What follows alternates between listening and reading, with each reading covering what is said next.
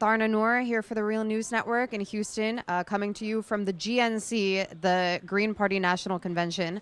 And I'm here with a candidate in a down ticket race here in Texas. This is Ashley Flash Gordon, and she's running for county commissioner in Travis County. How are you doing today, Ashley? I'm doing well.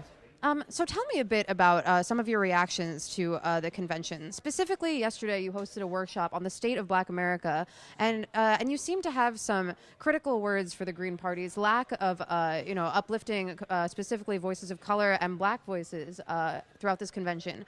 Can you speak to that a little bit? I can. To start off on a positive, I will say that I appreciated everyone who came to the workshop. They were open-minded.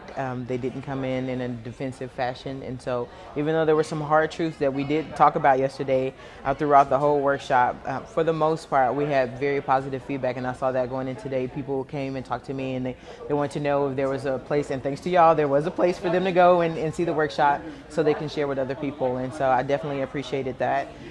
I think that the Green Party is at least trying to recognize the issues that there are happening inside the party as far as diversity. And I know I've talked to some people who have been in the party longer than I have and say they've been fighting this fight for a long time. And I think everyone is finally feeling like it's been addressed appropriately, or at least the conversations about how to address it are now starting to come about as we're seeing an influx of people with various racial and ethnic backgrounds. And so in some ways today, I noticed why, I understand why, especially experiencing some of the microaggressions that I've experienced during the conference.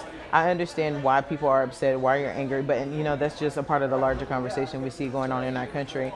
But as far as political organizations go, I think the Green Party is doing the best job at trying to address the issues that are happening within the party concerning diversity. Earlier today, my co-producer Kwame Rose and I spoke with the VP nominee Ajamu Baraka, and we asked him about the role of Black voices within the Green Party, and he said something I thought was interesting. He said it's not really the job of the Green Party to organize Black folks. It can be a platform for Black folks to be organized, but really we should be putting more emphasis on autonomous sort of organizing spaces for Black folks and other communities of color. What do you sort of see the future of creating a more diverse Green Party as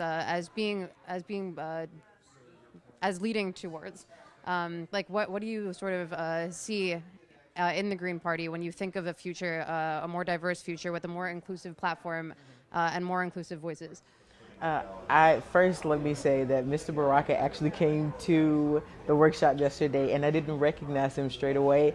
And what I love his humility, because when I told him I didn't recognize him right away, he wasn't offended. He was glad that he was able to come to me and introduce himself personally.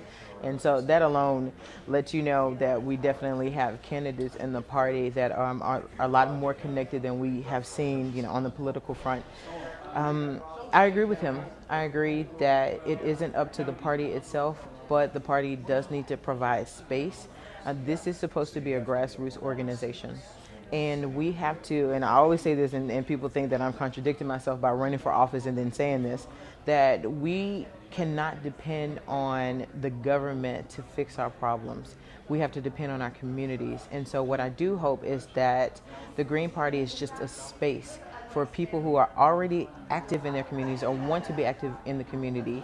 We organize on the outside, and then we use this space in the Green Party to come together to talk about our different activism activities, and that no activity will be silenced if we are here. And so I was speaking to some ladies earlier, and a gentleman from New York, Mr. Paul, about how it is important for us to recognize there are several issues across the board when it comes to social justice, and one is not more important than the other, and we need to give voice to that. And that's what the Green Party can do for us, is that as we come from our community saying the problems that happen in Philly are not necessarily what's happening in Texas. And so I need the people from Philly to have a time and a space to be able to speak. And so I can be in solidarity with them here in Texas based on their issue and vice versa. So that's what I think the party can do. But I agree with him. It is not up to any political party to fix our problems. That's what we need to do as a community. We need to organize. So for you, it's not really a contradiction.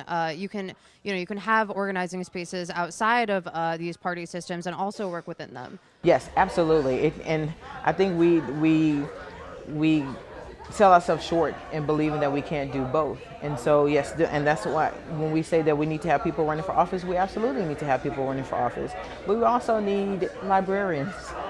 And that is a form of activism. We need teachers. We need everyone. And so being a part of a political party and even running for office is just one avenue to. And one thing that I like about the Green Party is that it isn't just about politics. It isn't just about making sure there are people on ballots to run for office, but also we're actually about making a difference in our individual communities and then together. And then also it's not just national. The Green Party is international. And so this is a movement. And politics are a part of that movement. Tell me a little bit about your run. Travis County is the county that has Austin in it. So talk a little bit about the political demographic there and why you're choosing to run on an alternative party ticket.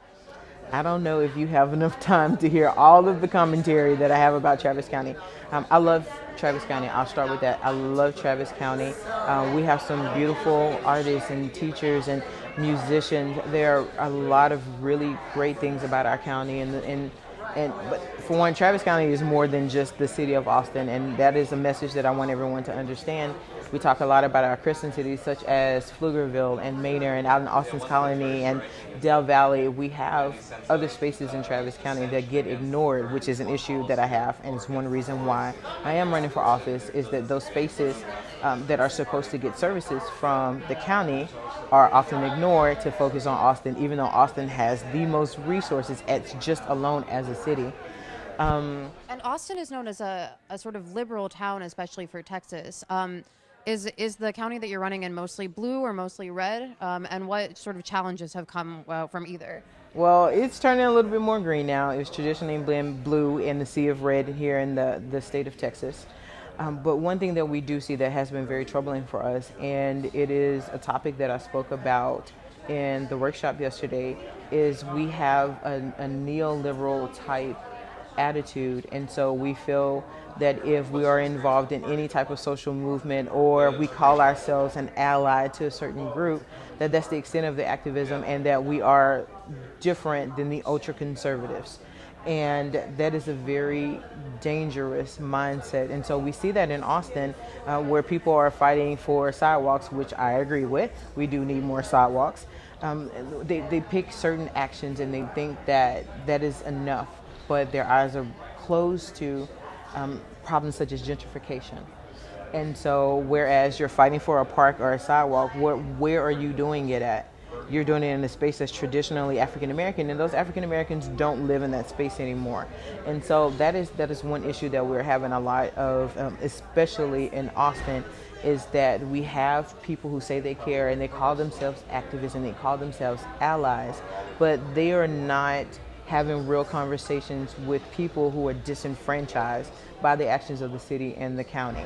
And we're seeing the results of that. And that's something that my campaign has been addressing, and we're having real conversations. So you've spoken about how part of the point of running on the green ticket for you is sort of breaking with this sort of Democratic Party, this liberal strategy, which you've spoken of as being kind of problematic. But, in doing so, I assume that you're sort of running the risk of not having as much media time, as much exposure. Can you speak about any of the challenges that you faced as a Green candidate in a traditionally liberal area? Yes, I can say that even at candidate forums, a lot of the candidate forums I found out about because one of the Democratic candidates is a friend of mine, and he would let me know, and he would let them know that there was another candidate running. I experienced, even being at the forums, that sometimes I would get skipped over And that happened until I became that stereotypical angry black woman. And then they stopped, but they would literally skip over me, even though I'm the only woman in the race. They would skip over me. The media, I was speaking with the ladies over here recently and saying that the newspapers wouldn't allow me to be listed during the primaries because they said I wasn't with the major parties. The League of Women Voters wouldn't allow me to be listed during the primaries for the same reason. And so, but this summer has been a little bit different with some of the newspapers and with the convention. This being a convention year has really helped because they became interested, especially after the scandal with Hillary Clinton and the Democratic Party, and then of course Donald Trump. They became fascinated with what was happening with the Green Party, and so they've been connecting more with the Travis County Greens, and so that's helped. And of course, news outlets such as your own have been coming to us and saying that we want people to know about the candidates in the area, and so that's helped a lot as well. Now, on the presidential race, will you be supporting the Green Party as well? Of course. What's sort of your response to some of the rhetoric that we've heard amongst even some people who have traditionally aligned themselves with more progressive and alternative parties? A number of people have sort of pointed out, for instance, that the lesser of two evils strategy is particularly important here because they find Trump to be a particularly scary candidate. Some have pointed out, for instance, that they believe that it's marginalized communities, like women of color, for instance, who will be most malaffected by a Trump presidency. What's sort of your response to some of this rhetoric and the call for this unified front against Trump? Some of the rhetoric that I have heard concerning supporting Hillary Clinton because so that we will not have a Trump presidency, I say it like this. For one, if you vote for the other parties, such as the Green Party, then guess what? The Green Party wins. But with everyone having the mindset, oh, well, I will split the vote if I vote for the alternative, it's a fallacy. And I also have been saying this as well, that one evil is not better than the other. And so the lesser of two evils is not a concept in my mind. They're different, but they're still evil. And so I won't support either one of them. I think that Donald Trump is dangerous for America, and I also believe that Hillary Clinton is dangerous for America. So why is it that despite the fact that so many people have been so disenfranchised from the two-party system, especially now that we've seen Bernie Sanders and Donald Trump in the same race, so many people still continue to vote for either Democrats or Republicans? It's the rhetoric. We believe, we've been told that, well, if you do this, then I promise it'll get better. And most people have become jaded with the process anyway. So even when they do have alternatives, going to find out the information about those alternatives, it becomes very difficult or taxing to them, and so they just don't. And so voter turnout, whether it's the national election or local election, has been very low. And then I saw a poll from the primaries; it was very low. And it's just, and so candidates are not winning because they're popular. Candidates are winning just based on a very small portion of our population. Hopefully, as social media is connecting us and we're starting to see more of the injustices before our eyes, we've always known they existed. So for instance, Rodney King. Well, now we see these types of police brutality cases. We saw Philando Castile live. We saw this man die on camera. And so I think this year is going to be the tipping point to where people sort of wake up and say that, and then again, we said Hillary Clinton, we found out that the election was rigged.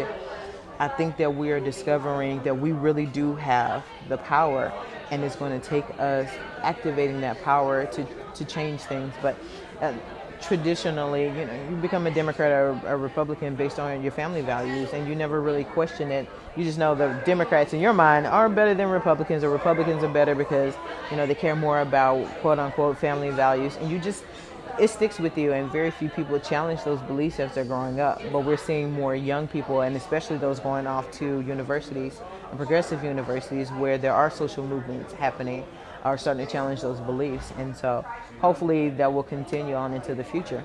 Okay, thanks so much for joining us. Of course, thank you. And thank you for joining us here on the Real News Network in Houston, Texas.